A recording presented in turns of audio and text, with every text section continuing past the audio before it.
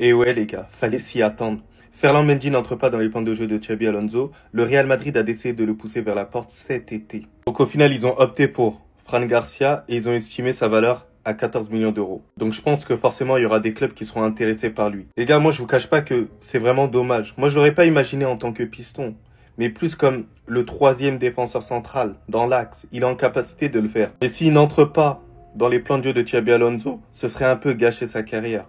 Moi, personnellement, ça me fait du mal parce que c'est un joueur que j'apprécie. Il a une rigueur défensive et pour moi, un latéral, quoi qu'il en soit, son premier taf, c'est de savoir bien défendre. Moi, j'ai une mentalité à l'ancienne. Si tu ne sais pas défendre, tu seras un problème à un moment donné et tu seras critiqué. C'est ce que je vous répète à maintes et maintes reprises avec Fran Garcia. Fran Garcia, il sera sur le banc tranquille, il n'y a pas de souci. Mais vous verrez encore plus ses lacunes lorsqu'il va affronter des gros joueurs, des joueurs qui sont en capacité d'éliminer. Mais bon, les gars, va falloir accepter la décision du club. Mais vous voyez dans quel club? Moi, personnellement, à l'Atlético de Madrid, ça pourrait bien passer, hein. Je sais pas vous, mais dites-moi, les gars.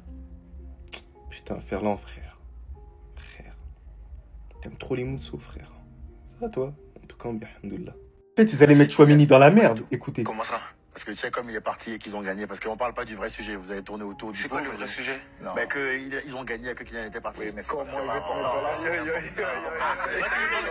étaient ça sur les réseaux. Non, le truc qu'il faut dire, c'est que tu as vu tous les mecs de Paris qui ont joué là sur ces dernières années. Ils ont contribué au fait que... Ah, ok. Il a très bien répondu. Ouais. Tu vois? Ouais. Pas vos histoires de ouais, Kylian il était pas là, ils ont gagné. Non, mais c'est bien. Il a bien grimpé. Andy, t'en penses quoi? Toi, t'as Il avait le seum. Oui, non, moi, je suis totalement d'accord. C'est pas... Les gars, je vous cache pas qu'à ce moment-là, Chouameni, il était en panique. Il était en panique de ouf. Mais ce qui a été fort, c'est quoi? C'est qu'il a réussi quand même à se rattraper. À sortir la phrase qu'il fallait au bon moment. Il y en a plein qui allaient bégayer. Ça montre toute son expérience. Il a parlé du fait que Kylian Mbappé, quand même, il a contribué à l'évolution du Paris Saint-Germain. Ça reste une excuse valable. Mais il y a une question, les gars. Il y a une question qui aurait pu achever Aurélien Tchouaméni. Il aurait rien pu dire. Pourquoi le PSG a gagné sans Kylian Mbappé et le Real Madrid n'a rien remporté avec Kylian Mbappé? Ça aurait été potentiellement la question qui aurait pu l'achever. Mais heureusement, il n'y a pas eu ça. Et l'émission d'Aurélien Tchouaméni, c'est le divertissement à l'état pur. Ça, toi? Roland Garros, demi-finale, tu joues contre, je sais pas, Alcaraz. Ouais. Tu perds 2-7-0. Troisième set, il y a 5-0, 40-0 pour lui. Qu'est-ce que tu te dis? Une phrase. Je suis foutu. Je suis foutu. Merde, là c'est chaud. Là c'est chaud. Bah, tu t'attendais à quoi en fait? Non mais sérieux, tu t'attendais à quoi comme réponse, Aurélien? Ok, on a capté, Aurélien. Ton émission elle est là pour inspirer, pour motiver, mais doucement. En fait, t'attendais une réponse américaine en mode It's never finish. Une réponse à la Kanye West. Il s'attendait à un truc du style Everybody want to know what I would do if I didn't win. I guess you'll never know. Là en fait, c'est exactement comme si tu lui demandais Barça 2011, Prime, demi-finale de Ligue des Champions, 3-0, 90e minute. Il y a 10 minutes de temps additionnel. T'es foutu. T'es mort. Non Aurélien, revois tes questions. Non, revois tes questions en fait, ou sinon je viens, tu me dis, Bas, viens faire un petit truc dans l'émission, t'as capté? Moi je pose des questions. Parce que là c'est n'importe quoi. Bon, mes madridistas, avant tout, j'espère que vous allez bien. Bon, comme vous savez tous, là, c'est la fin du championnat, il n'y a plus de matchs, on s'ennuie. Du coup, on va parler un peu du mercato. Les amis, Fran Garcia, pendant la Coupe du Monde des clubs, il y en a beaucoup, il l'appelait Garcelinho. Tellement, il a commencé à monter en puissance. Et les amis, mais encore une fois, pour moi, Fran Garcia, dans les gros matchs, c'est un peu compliqué. Après, je vais pas prendre un exemple du match face aux Parisiens parce que voilà, c'était à peu près toute l'équipe qui n'était pas dedans. Mais les gars, là, en ce moment, le Milan AC, ils sont prêts à acheter Fran Garcia. Donc, le Real, ils ont dit, si tu veux mettre 20 millions sur Fran Garcia, moi, il n'y a pas de souci. Moi, je te le vends tout de suite. En plus, avec le départ de Théo Hernandez, donc ça veut dire que Milan AC, ils sont actifs sur le côté gauche, donc ils veulent chercher quelqu'un. Donc là, ils ont pisté Fran Garcia. Les gars, moi, quand je regarde l'équipe du Real en ce moment, on a un là-bas qui est tout le temps blessé. On a Mendy qui est tout le temps blessé. Pourquoi on va faire partir un Fran Garcia? Moi, pour moi, je le garde, Fran Garcia. Vaut mieux garder un Fran Garcia qui est jeune encore, qui n'a pas beaucoup de blessures, plutôt que garder un Alaba et un Mendy qui va se blesser tout le temps. Mais bon, dans tous les cas, s'il part, les amis, on a déjà Carras qui vient d'arriver. Même si Mendy ou Alaba, ils sont tout le temps blessés, il faut pas oublier qu'il y en a Kamavinga que peut jouer à ce poste. Donc voilà les amis, encore une fois, apparemment, Fran Garcia est sur le départ. 20 millions. Si Milan AC, ils sont prêts à donner 20 millions, le Real, ils sont ouverts à la discussion. Ah non, les gars. Non. Les gars, laissez ça, wesh. Laissez ça. Ni Fran Garcia, ni Ferland Mendy ne souhaitent quitter le Real Madrid. Et l'un des deux devrait partir. Je sais que c'est dur de quitter le Real Madrid. Je sais. Les gars, on sait. Là, il s'agit de s'améliorer.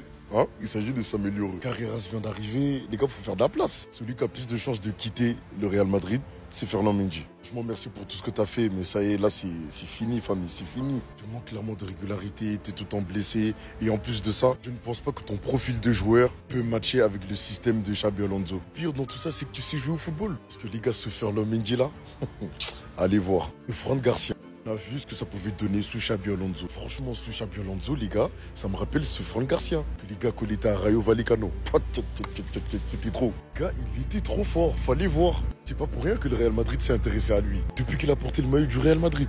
Waouh. Il a perdu tout son football, les gars. Et c'est là qu'on voit qu'il jouait au Real Madrid. C'est pas tout le monde qui peut. C'est pas tout le monde qui peut assumer. En tout cas, si je devais faire un choix entre les deux, j'aurais quand même gardé Fran Garcia. En tout cas, la saison prochaine, il y aura de la concurrence à tous les postes d'ailleurs. Guide madrilène, on vous donne la voix. Venez suivre, les gars.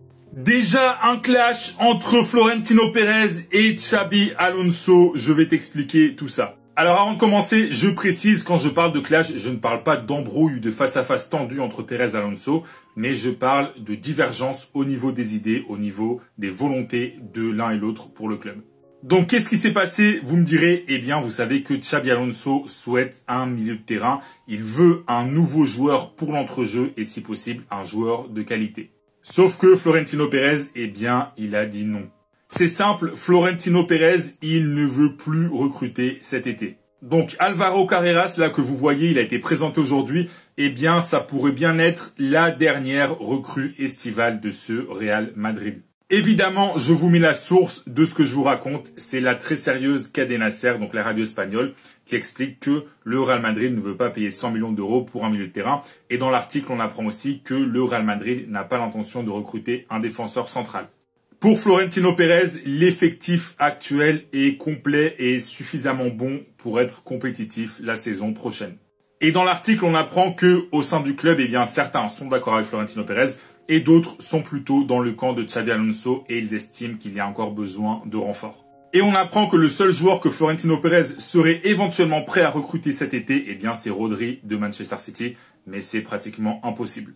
Donc voilà, Xabi Alonso, il demande du renfort au milieu notamment, mais aussi en défense centrale si c'est possible, et Pérez, il ne veut plus recruter cet été.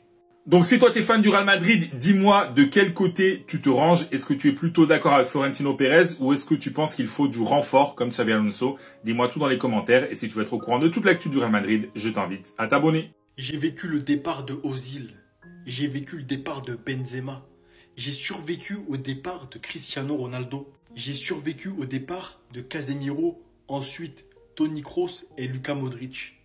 Les gars, on supporte pas le Real Madrid depuis 2 ans. On a survécu, les gars, au départ de plein de légendes. Ramos, Marcelo, Varane, Luka Modric, Benzema, Bale, Ronaldo, j'en passe, plein de joueurs. Autant vous dire, hein, c'est pas eux qui me font trembler. Moi, je vous dis la vérité. Si demain, il y en a un d'eux qui veut partir du Real de Madrid de sa propre initiative, pour quelconque raison, hein, sportive, argent ou quoi que ce soit, on le retiendra pas. On remercie pour les travaux et on te retient pas. Ça y est. Les gars, faut comprendre, le club, il est plus grand que le joueur. Parce que dans tous les cas, le joueur, il finira par partir. Ronaldo, il a quitté le Real Madrid. Messi, il a quitté le Barça. Les clubs sont encore là, les joueurs sont partis. Donc s'il vient à y avoir une séparation entre le club et un de ses joueurs, moi, je vous le dis direct, les gars, je vais pas m'effondrer, je vais pas pleurer, je vais pas insulter le club. Loin de là. Tant qu'il y a du respect entre le joueur et le club, pour moi, les gars, tout va bien. Si demain Vinicius il doit partir dans le respect, il n'y a pas de souci. Si Rodrigo doit partir dans le respect, il n'y a pas de souci. Si Mbappé doit partir dans le respect, il n'y a pas de souci. Pareil pour Bellingham. Bien sûr que je me fasse bien comprendre. Hein. Je veux qu'aucun d'eux ne parte. Moi, personnellement, ils me plaisent tous, je les aime bien et je suis content qu'ils soient au Real Madrid. Mais maintenant, s'ils veulent partir pour des questions d'argent, pour des questions sportives ou pour des questions d'être numéro 1, numéro 2, numéro 3, tout ce que vous voulez, eh ben s'il faut partir, pars, on ne te retiendra pas.